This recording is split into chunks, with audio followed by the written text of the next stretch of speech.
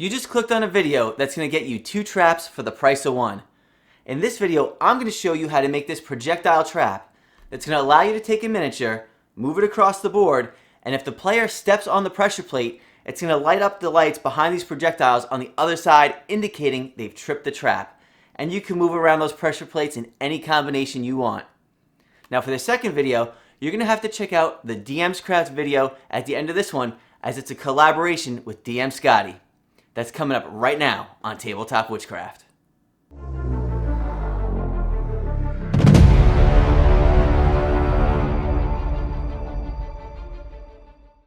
Hey everybody, welcome back to Tabletop Witchcraft. This week is a very special video where I've got the TheDMsCRAFT and DM Scotty. How you doing?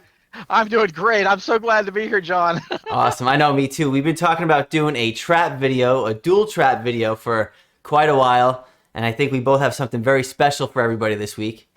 Oh, we do. I'm excited to see yours too. Yeah, I know. So just so everybody knows, we actually haven't seen each other's builds yet. So we're going to just jump right into the video this week.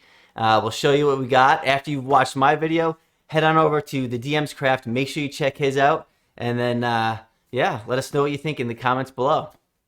All right. Fantastic. Let's go grab some supplies and let's get crafting. Yeah. All right, we're going to kick this video off with a set of plans that you've seen me use in quite a few videos.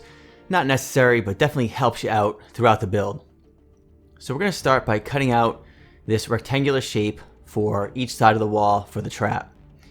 Using the Proxxon makes it a lot easier, but you can make some of these cuts with an Alpha knife if you have to. Once you have that rectangle cut out, cut it right down the middle so that we can work on the insides of this. This is the piece that we're going to cut out, and on the inside of this is where we're going to add all of our electronics to make this trap interactive. Now these holes that I'm punching in the side are for the magnets that we're going to add to both sides of the trap, so make sure to do it to both sides. Alright, then we can go and okay, this little guy kept hanging around making a mess of my workstation, but I can't disagree with him.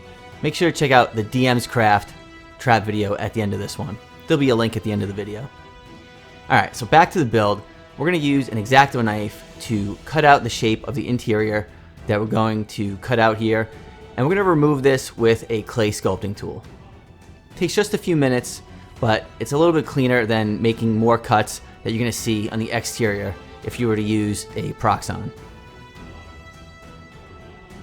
Okay, now we can add a little bit of texture to this build with some aluminum foil.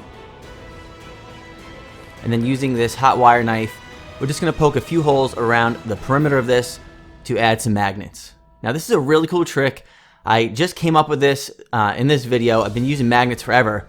But you can see I'm using that clay sculpting tool, and I've got it separating 2 magnets right there.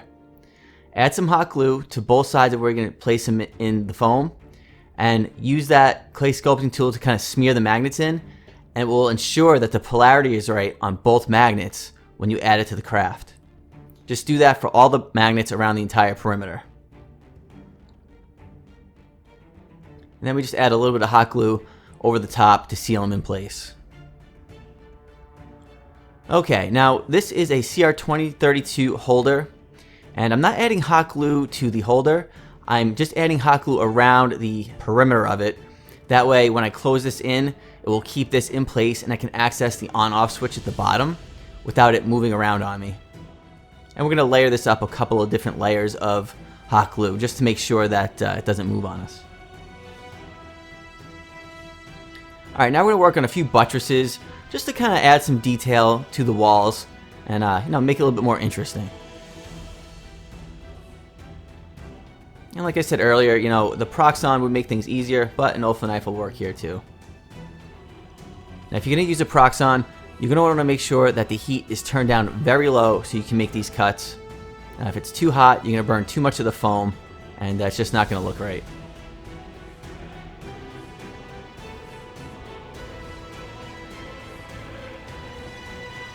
Okay, now we add a little bit of texture with my favorite foam texturing tool. I'll add a link up above that'll show you how to make this and actually me talking a little bit more about it. Now for the walls, I want to do something a little bit more fancy. This trap is something I envisioned that you would see, you know, in the halls of a castle or underneath a cathedral somewhere. And yeah, I wanted some like tile work on the wall. So I'm just putting these diagonal pattern on the whole thing. You could probably even do this before you hollow out the inside. That way you don't punch through. But add a cool little detail to that. And now we're going to use the plan again to cut the shelf off that's going to go on the back side of the wall. Now that's the shape that I wanted for the shelf, and we're going to turn the heat up. This time we want the heat hot on the Proxxon to make sure that the wire isn't going to bend and have a different shape on the bottom of the shelf as it did on the top. We want to make sure that wire doesn't move that much as we push the foam through. Okay, so now we add some more texture with some aluminum foil to the shelf, and we're ready for the Mod Podge. And that's just Mod Podge black paint that we're painting onto this just to add a little bit of strength to the foam and get a nice black base. Now this is a 6x6 dungeon tile that I had already made. I'll put a link up above to my dungeon tile video. And I just added some magnets on each side of the tile. On the bottom I hollowed it out, and I added the grid work again so we know where to place our reed switches in a minute to make this an interactive trap. Now I'm using some really awesome sculpts here from TigerSkullRPG. I'll have a link down below where you can find these awesome skulls and the crossbows that I used in the video. Alright, now we go to our paint drawer. And again, I wanted to select some different color paints for the skulls, the walls. I wanted to make this different and stand out more than just your typical gray dungeon tile.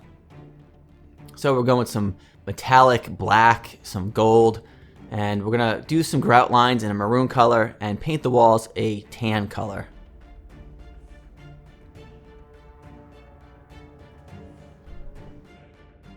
Alright, these are the colors that I used and the techniques for painting up the skull. We're going to use some brushed black after we've primed it. We're going to do a dry brush of gold. Then I washed it with some Nuln oil. And then finally I used a mixture of silver and gold to paint over the skull.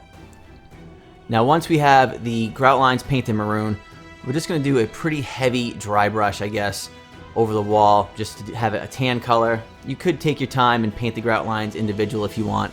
This was a little bit faster. And to be honest, once we place the black wash over the wall, it's really going to kind of blend everything together anyway.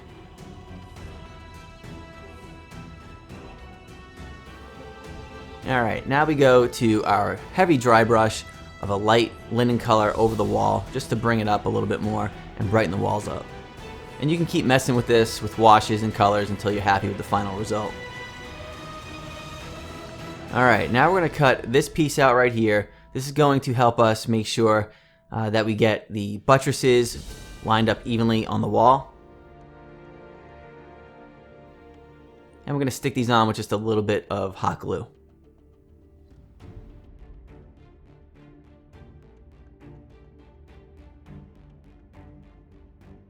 Alright, now we want some projectiles that are going to come out of this trap. And I'm going to be making these into little steel balls with spikes on them. So that's just a little bit of green stuff rolled into a ball on a little piece of copper wire so I can hold it nice and steady. And I'm just pinching it with a pair of tweezers. That's all you need to do, and these really came out very believable for a very menacing projectile to come out of this trap.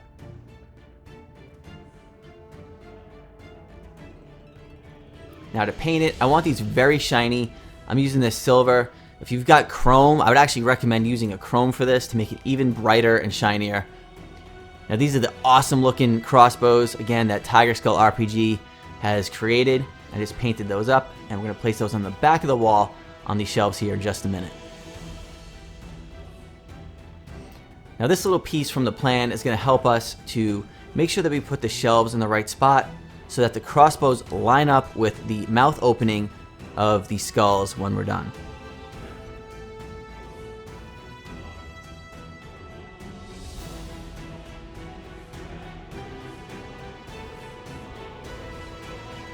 Alright, now I made a few blocks of wood. I painted these up in the same style that I did on like any aged wood. I did that in my fence video. And we're just going to hot glue these crossbows right onto the wooden block. Now you'll see I'm going to show you in a minute where we have to put some holes for the projectiles. I actually forgot to do it on the first row of these. You really can't see it that much because they're going to be underneath the top shelf, but we'll get to that in a minute. But right here, I just took some cooking twine, painted it tan, and those are going to be like the wires or the rope that's going to set these off when the trap goes off. And we're holding them in place with just a little bit of tacky glue, which is going to dry completely clear, so don't worry if you have a little glob of it on the crossbow and the rope. Alright, now we're finally able to glue the skulls on. A little bit of hot glue, we can press these right into place, and make sure that you have the skulls nice and straight up and down and that they're not angled. Okay, so this is what I was talking about. This is what makes the trap look, a little bit more real, right? You need a hole in the wall for the projectile to go through. So I just burned a hole with a pin right there, and obviously make sure to do it on the bottom shelf as well.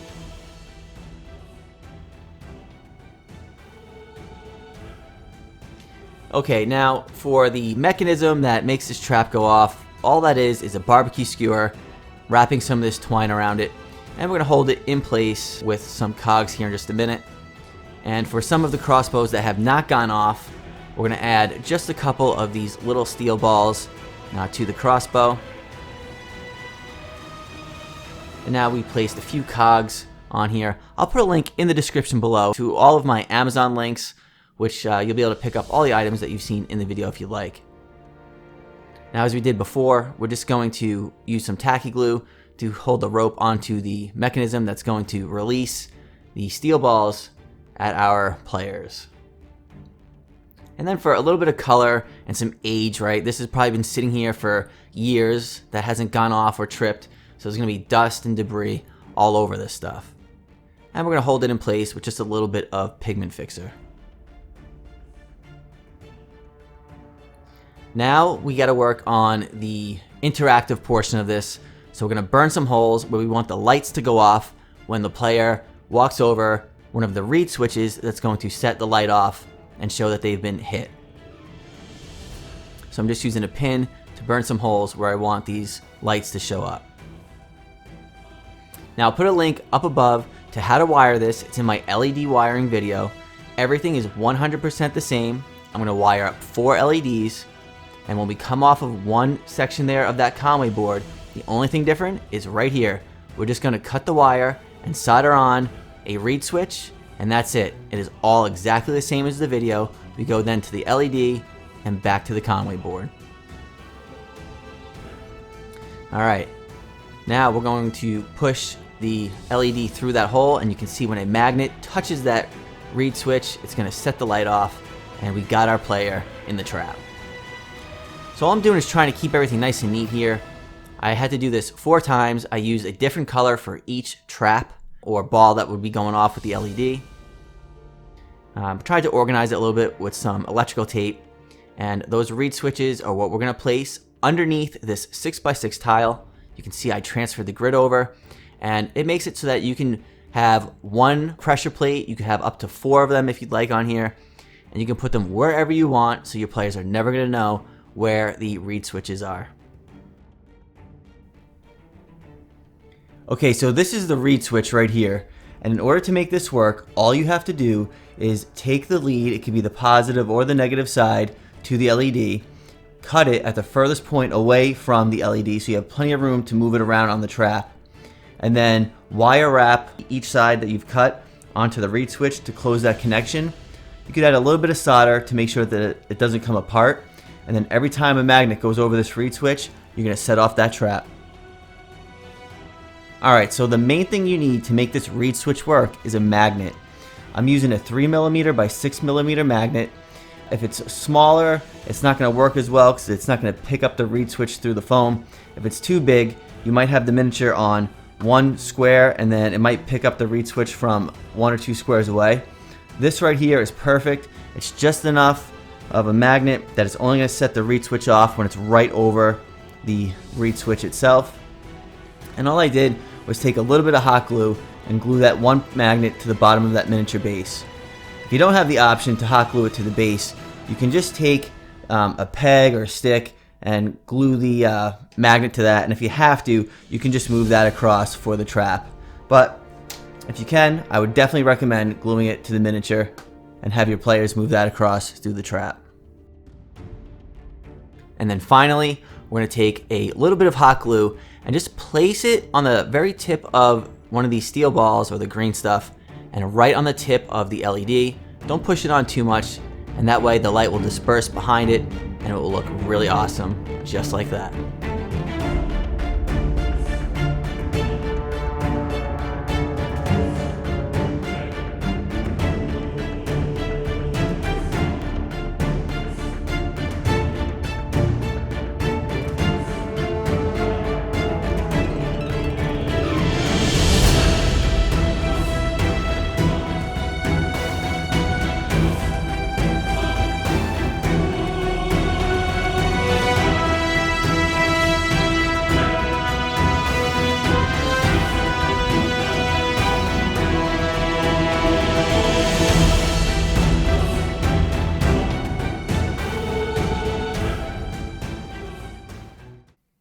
Alright everybody, I hope you enjoyed this trap video. I know I enjoyed making it. If you make it yourself, I hope you enjoy it as well.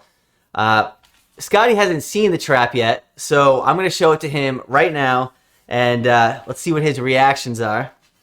So the trap right here is an inspiration from the Three Musketeers movie that I had. And basically, it's going to be these skulls have crossbows behind them, and when you step on a pressure plate on the floor, it shoots a projectile across, which lights up depending on where the miniature steps, because it's got a magnet on the bottom. So the miniature goes over a reed switch that's on the bottom of the playing board, and that sets off the trap and lights up. So there it is. Amazing, amazing. I love the idea. I love interactive things like that, and the lighting that's just taking them to the next level, John. Yep. Well, thanks. Yeah, I mean, it was fun. It was a little tricky at first trying to figure the layout, but you know, working with the Conwy boards from Terrain Tronics is actually really fun. It's a fun addition to crafting when you get into, you know, LEDs and a little bit of wiring. It's not too intimidating. So, but yeah. So if anybody's interested in picking up Conwy boards, I'll have a link in the description below, as well as a link to TigerSkullRPG where you can grab the 3D printed pieces that you see in the video.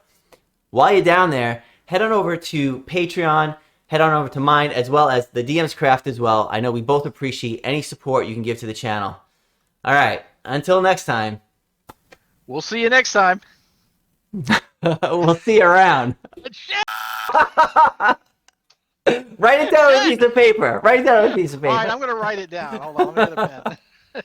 Shit. Until next time.